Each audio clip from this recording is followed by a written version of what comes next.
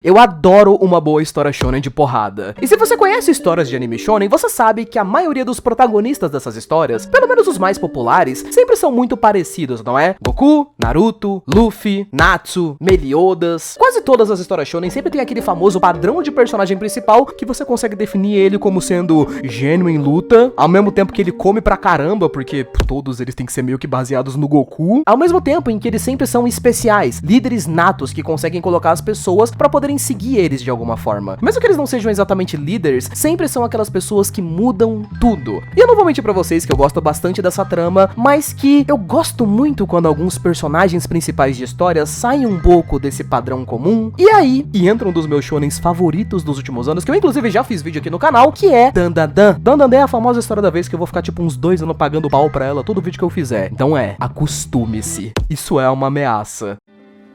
O vídeo de hoje é pra poder falar sobre um dos personagens principais da trama de Dandadan em si, que é o Okarun, né, o famoso Ken Takakura, que sim, ele tem o drip completo de um nerdola, tipo, ele é literalmente o emoji do nerdola mesmo, ao mesmo tempo que você não pode questionar o drip inegável que esse moleque tem, tipo, não, de verdade, olha o visual do moleque, mano, nossa, muito zica. Okarun é um dos personagens mais interessantes que eu já vi nos últimos anos em uma história shonen, não necessariamente só porque ele vai ser um pouco diferente do protagonista altruísta, porque ele vai ser nerd, ou então porque ele vai ser tímido e tudo mais. No entanto, porque no meio de uma história com muitos personagens que são muito importantes, muito fortes, muito talentosos, ele é exatamente o oposto de um grande talento. Na realidade, a gente poderia dizer que ele é um cara comum, muitas vezes inclusive abaixo da média. Mas enfim, oi, tudo bom? Eu sou o Link e eu faço vídeo de anime de vez em quando. Esse daqui é o canal em que eu deveria geralmente postar vídeos de anime se eu não esquecesse que eu tenho esse canal a cada 2 meses.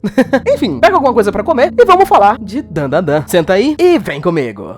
Tá, vamos refrescar a memória de vocês aqui sobre o que é a história de Dandadan. Em resumo, isso daqui é uma história sobre um grupo de amigos adolescentes que descobrem que o mundo deles tem fantasmas e alienígenas. E que os fantasmas são, tipo, psicopatas. E os alienígenas também, na verdade eles são piores até do que isso. Mas enfim, enquanto a maioria desses personagens vão ganhando poderes e tendo que lidar com um monte de situações que vão acontecendo, eles também vão cada vez mais fazendo amizades e colocando mais gente no grupo e praticamente virando como se fosse uma pequena famíliazinha ali, né? Um famoso grupinho de RPG, amigos que foram virando uma família bem unida. A trama central de Dandadan é muito sobre o fato de que diferença é uma coisa bacana e você pode fazer muitas amizades que não sejam necessariamente pessoas que são só iguais a você ou com os mesmos gostos. Entre os personagens principais, a gente tem tipo um Okarun, que é um nerd que gosta de alienígenas, a Momo, que é uma gal, gosta de algumas outras paradas como fantasmas, a Aira, que é muito conectada com moda e é uma menina super popular na escola, Didi, que é um moleque super atlético, gosta de esporte, futebol, Sakata, que é o famoso gordinho insano que gosta de robô, animes. Todos esses personagens que são muito amigos, mas que tudo começa aqui. Essa é a primeira vez que a gente vê o Okarun em tela, com esse cabelo de tigelinha aqui que era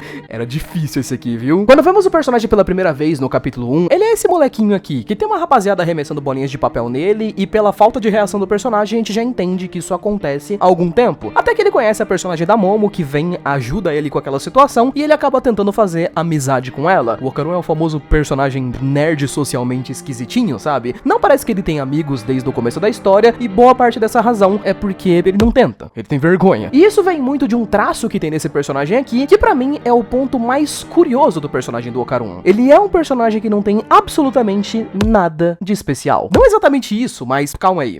Eu acho que você já deve ter visto muitas histórias hoje em dia que tem aquela ideia de trazer uma trama de um personagem mais realista, né? Porque a maioria dos protagonistas shonen, eles são feitos pra você se identificar com a história, mas ao longo dela acaba se tornando um pouquinho difícil você se identificar com um Luffy da vida ou um Naruto, por exemplo. Porque por mais que as histórias tentem forçar que eles são meio burrinhos, eles são meio bestas e tudo mais, eles são literalmente gênios em combate, que superam um monte de desafios, e que por mais que eles passem por umas dificuldades pra poder fazer algumas coisas, eles sempre fazem coisas geniais e gigantescas, nunca são personagens tão realistas e pés no chão assim. O Okarun, no entanto, ele é genuinamente um cara normal. Quando você vê a cara de nerd desse personagem aqui, você imagina que ele vai ser o cara que faz os planos, por exemplo, mas não.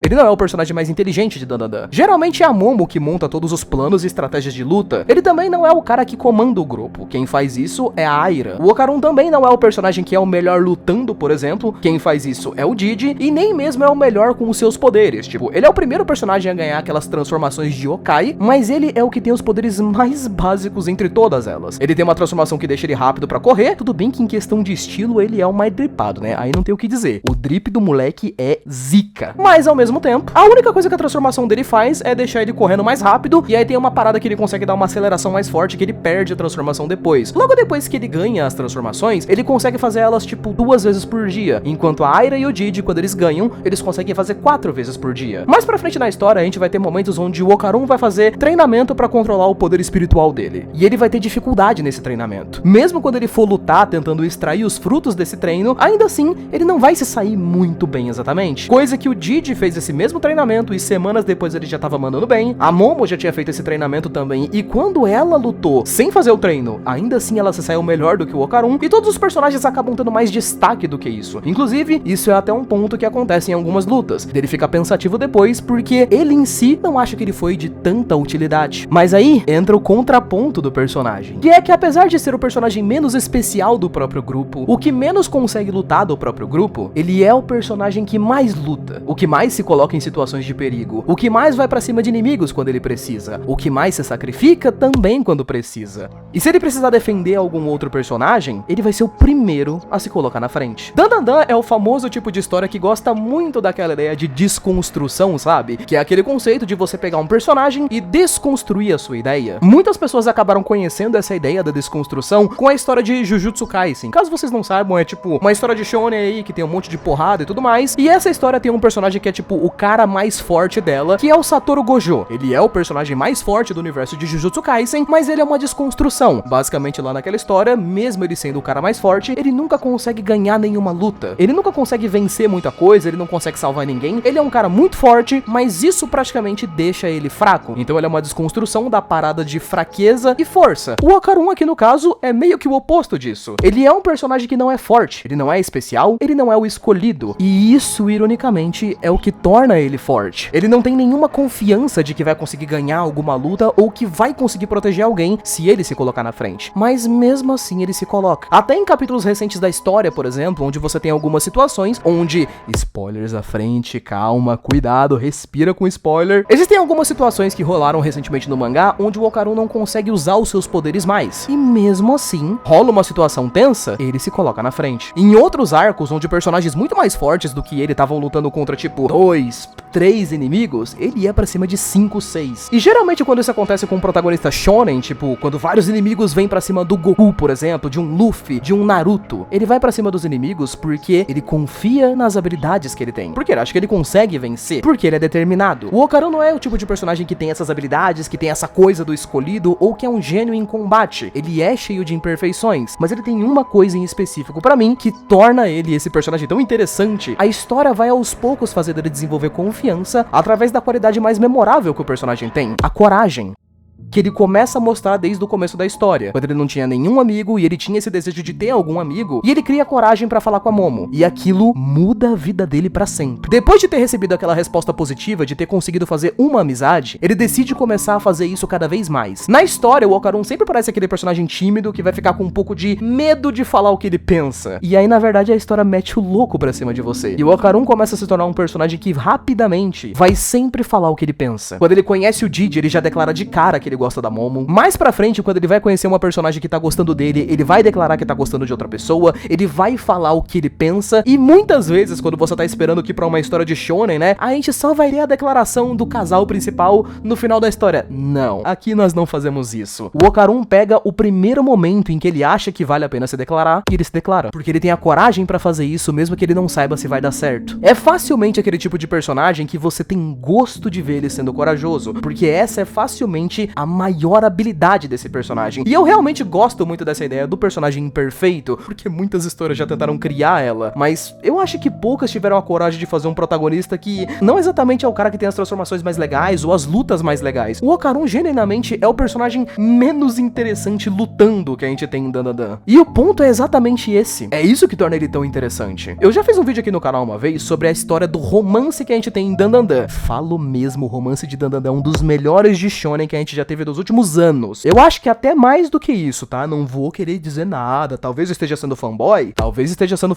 Mas Momo e Okarun dão de 10-0 na metade dos casais de shonen que eu conheço aí. Falo mesmo, não gostou, o vídeo é meu. Quando eu fiz vídeo falando sobre a história do romance de Dandadan e tudo mais, tem uma parada que eu não tinha falado naquele vídeo, que eu acho muito divertida a respeito da história, que é a protagonista da história de Dandadan não é exatamente o Okarun, né? É a Ayase Momo. E desde o começo da história, lá das primeiras 3 páginas, a história já declara pra gente que a Momo tem um tipo de cara que ela gosta, que são caras do estilo do Ken Takakura, que se você não sabe quem é esse cara, ele é tipo o John Wick do Japão. Um cara forte, másculo, confiável, durão, sabe? E como a gente sabe que a Momo tem um tipo específico de cara que ela gosta, é meio engraçado como as pessoas não sacam de início como raios ela terminou gostando de um moleque com a cara do emote do Nerdola. Coluninha torta, gosta de alienígena, sabe? Inicialmente, parece que o Okarun não tem nada a ver com o personagem durão. Mas, de novo, na verdade ele tem. Eu acredito que toda a questão da história do personagem ser durão, ser másculo, acaba caindo mais pra ideia do personagem ser confiável. E aí, entra esse ponto. O Okarun pode não necessariamente ser o cara mais talentoso na hora de lutar. Ele pode não ser o cara mais talentoso na hora dos poderes. Mas ele com certeza é confiável desde o momento que a Momo conhece ele. Sempre que ele quer alguma coisa, ele dá o sangue por aquilo. Quando o Okarun conhece a Momo, ele não tinha nenhum amigo. Então ele acha que ela vai ser a primeira amiga dele. E aí ela faz aquele desafio lá no primeiro capítulo pra eles irem pra uma área assombrada. Ele vai, se cagando, mas ele vai. Quando a Momo conta a história da família dela pro Okarun, ele escuta a história. Ele não julga ela em momento nenhum, não fala se ele acredita ou não é desrespeitoso, o que passa essa impressão de que ele é confiável. O arco atual da história, por exemplo, tá fazendo uma coisa que eu acho muito interessante, que é toda aquela questão de que a Momo perdeu as suas memórias. E aí o Okarun tá meio que, tipo, conquistando ela de novo, porque ela não se lembra de quem ele é. E é muito bonitinho, cara, ver que a Momo, ela tá se apaixonando pelo Okarun de novo, pelas mesmas razões que ela já tinha se apaixonado por ele antes. Ele é esse moleque que atualmente, por exemplo, ele não tem poder nenhum, ele não tem nenhuma forma de lutar, mas quando teve uma situação de perigo que colocou a Momo em perigo, de novo ela viu ele se colocando na frente, ele tentando o máximo que ele conseguia fazer alguma coisa.